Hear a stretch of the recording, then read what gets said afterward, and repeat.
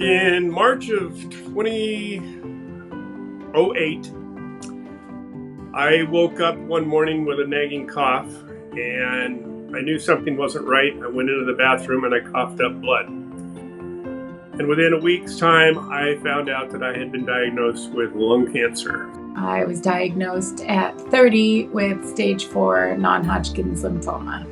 In 2009, I was diagnosed with the sarcoma cancer. I was deployed in Iraq.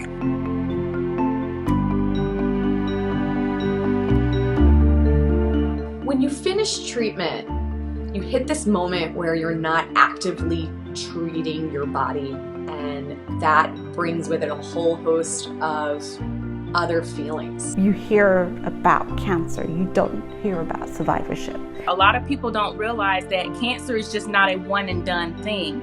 It's a lifelong thing.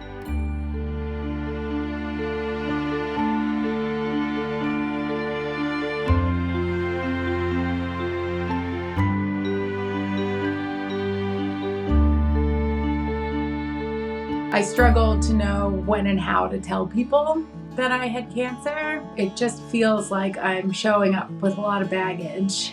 Dump on someone that you have cancer, or to say the C word, a lot of people don't know how to handle that. Not only you find who the real true friends are, but you also find who your other friends aren't. There are times after June that he fell and he would fall on the ground, and it was so hard for me to get him up. It was easy to go from partner, boyfriend, to caregiver. To go from caregiver and patient back to partners, it is so difficult. After that dust had settled, and the doctor's appointments started slowing down, my anxiety really ramped up. There were plenty of times that I was dealing with major anxiety and depression, so debilitating I didn't want to get out of bed.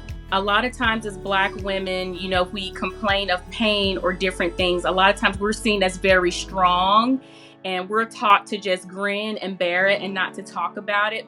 There's still a stigma around cancer in the Latino community, all cancers. It's hard to get people to want to talk about it, to admit it.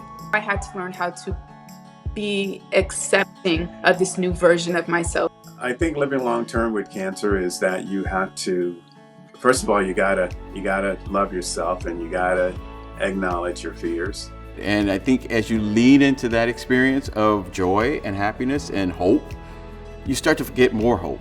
You start to think, okay, I'm not only cancer. And when something like this comes into your family, one will be surprised what they're capable of doing. I definitely was.